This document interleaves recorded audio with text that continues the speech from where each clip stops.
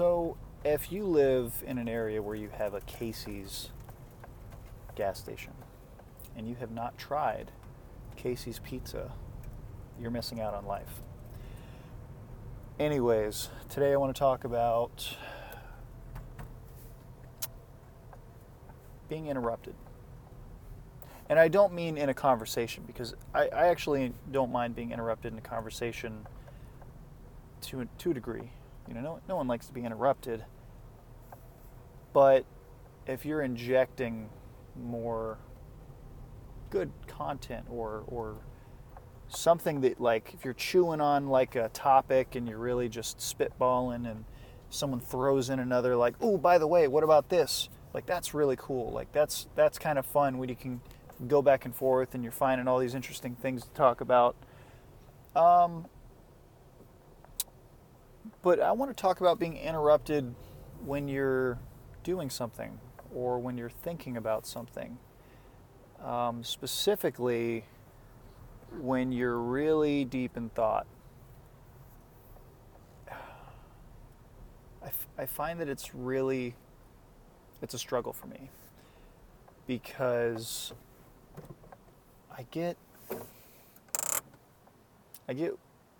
way too bent out of shape, and I don't usually show it. I notice my dad does this, and I've never asked him to do his personality type, but I don't know what kind of personality type obviously he is. I haven't tried to even investigate that. But if you interrupt him when he's like doing a project or he's working on his car, or if you start asking him questions and you're derailing his thought process, he gets really frustrated and it's kind of angry. It's weird. And like he's not gonna like hit you or like abuse you, but you can tell he's clearly bothered that he has to stop what he's doing, and he doesn't like teaching when he's doing stuff. He can teach you, but if he's trying to do it and teach you, it's not easy for him. I'm not trying to rag on my dad, but I notice I do the same thing. So, for instance, when I was recording a video, I got a phone call, and I was really deep in thought, and I'm just like, it's almost fun being lost in your thoughts and expressing what's in the inside. And it's kind of like, I don't want to say it's a release. It's not like this pleasurable thing, but it's like you get in this rhythm. I get in this rhythm, and I'm feeling like, I don't know how to describe it. It's like I'm flowing. It's like things are going smooth, everything's going the way I want it, and then I get a phone call and thought process is gone. And I'm instantly frustrated. And it's not that person's fault. I'm not frustrated with that person. I'm frustrated because my mental processing, or my thought process is interrupted. And 90% of the time, because I have a bad memory, I'm not going to remember what I was thinking about. I'm not going to remember. And it's like, if I'm thinking about this one thing, I'm not just thinking like, well, this one thing could be related to this other, or it's like, it's not just this one path. It's like, here's this thing I'm thinking about, and it branches off in all these directions. And so my mind is kind of like all over the place. And so when someone interrupts me, I don't remember what those things were. And usually it's not even important what I was thinking. Like, I could be thinking about, the different plies of toilet paper, and why is there double ply? Why is there single ply? Why do some people like a more firm toilet paper, more like a paper toilet paper, more of a soft toilet paper? But if someone interrupts me, and I'm coming up with all these answers for all these questions that I have, and I'm kind of on the edge of all these answers. Now I don't remember what I was thinking about, and I mean that's kind of a simple example. It's usually something more complex, I would imagine. I'd like to think. But I get frustrated and I get angry. Not angry, I just get frustrated. But it comes off kind of angry. And a lot of times I have to really hide that emotion because it's not fair. It's so not fair to other people, especially like, my family, or my colleagues at work. And it's something that I struggle with. And I had a job where I'm a technician by trade. I've been a technician for like 8 or 9 years, and it's really fun. I get to do a lot of soldering, repairs, troubleshooting electronic equipment. It's pretty cool. I want to do electrical engineering. I don't know if I have the patience for school. That'll probably be another topic in itself. But I would get these engineers that would come up to me in the middle of something, and I'm like really deep in it, and I'm flowing, and I got this rhythm going, and I'm knocking it out. Maybe I have music in the background, but it has to be music I'm already familiar with, because if it distracts me, if it's something new, it's noise. But if it's something that I'm familiar with, then it can help me stay focused because it can drown out other distractions. And so, I'm flowing, I'm getting stuff done. I'm like I'll be in this rhythm, and I'll start working at 8 in the morning, and I'll work straight till it's time to go home, and I'll miss lunch if no one interrupts me. Or like if I even get frustrated when I have to stop and go use the restroom. Like that's how bad this is. And so I'll be flowing, and then someone comes up and they're like, hey, they just want to chit chat, or they want to add something, or they want to tell me this. The worst thing is when they want to tell me about something that they want to bring to me 3 months from now.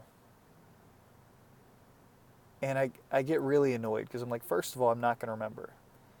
So you just wasted your time telling me about it. Second of all, and this isn't their fault, but second of all, you just interrupted whatever I was actually doing for something that I might do. And then third of all, I don't have enough mental capacity to think about that thing and the thing I'm currently working on at the same time. So I'm not going to. So you're wasting my time, you're wasting your time. And then now when I go back, my flow is gone. My flow is ruined. If it was a really good flow, guaranteed I won't get back to that flow. It's impossible. And a lot of times, once I get distracted and out of that flow, it's hard to get my mind to stop going 100 miles an hour about 30 different topics. Like, I go on tangents. It's not like I'm thinking about 30 things at once. It's just, I'm thinking about like this YouTube video I want to make later, and then now all of a sudden I'm thinking about this video I saw about guitar, and then now I'm thinking about it'd be really cool to have a fan fret guitar because all the scale lengths are accurate for each note and each string. And then I'm thinking about, well, it's really expensive to buy one. And then I'm thinking about how can I make more money. And then I'm thinking about I'm stuck in this job because I don't have a degree. And then I'm thinking about, well, I got my GI Bill, so I could do that. And I can't concentrate on what I'm trying to do. And it's so frustrating because it's like my mind is a child. No, it's like my mind is a herd of cats. It's like my mind is a group of cats and I'm trying to herd them. And it doesn't go well. And and I don't know why interruptions bother me so much. And I wish that they didn't, because I don't think it's fair to those around you. And I know that it used to hurt me when my dad would talk to me like that when I was just genuinely curious, or I just wanted to talk to him. I don't want to be like that. I have a son, and I don't want to be that dad. And I want to try to remember that, if someone wants to excuse me, if someone wants to come spend time with you, it's usually because they care about you. And it's important to remember that if they're interrupting you, it's not because they have intentions of ruining your day. It's because that they love you and they want to spend time with you. So interruptions are something that I struggle with, and a lot of times I'll forget that it's something that I need to work on, and I have to remind myself not to forget in those situations, and I have to be bigger than my emotions, and I have to not allow my emotions to dictate my behavior. And and I have to think logically in those situations. So anyways, yeah, I don't know. I don't know if this is something you guys struggle with. Um, maybe you have different. Maybe you struggle with it in a similar but different way, and if so, that share it. I'm interested. I want to know if I'm the only one who struggles with this. Um, I don't know if it's exclusively an INFJ thing. I've tested about like 30 times for INFJ to verify that I'm an INFJ. One of those times I tried really hard to play devil's advocate, or I think those tests are hard because the more you analyze them, the less accurate I think that they are, and I struggle between thinking what the true intention is versus thinking how you're supposed to answer it. So one time I scored INTJ, but I don't think I'm an INTJ, and I have been kind of borderline on the T and the F, but I think my wife tells me I'm emotionless a lot of the times, but I would argue that I'm too emotional most times. So I don't know, but I'm pretty sure I'm INFJ. I think that when I get emotionally charged, my feelings get the best of me, and I find that whenever I make a decision, it has to be not only logical. First, it has to be logical, period. Second of all, I have to feel good about it. If I don't feel good about it, and if I don't feel like that's a good fit for me, then I won't do it. And that's, again, I'll talk about that later, but I think that plays into some of my indecisiveness. That'll definitely be in its own video, because otherwise we're gonna be here for another 20 minutes, and nobody's got time for that. I've got some obsessions that I got to worry about. So, anyways, take care. Till next time.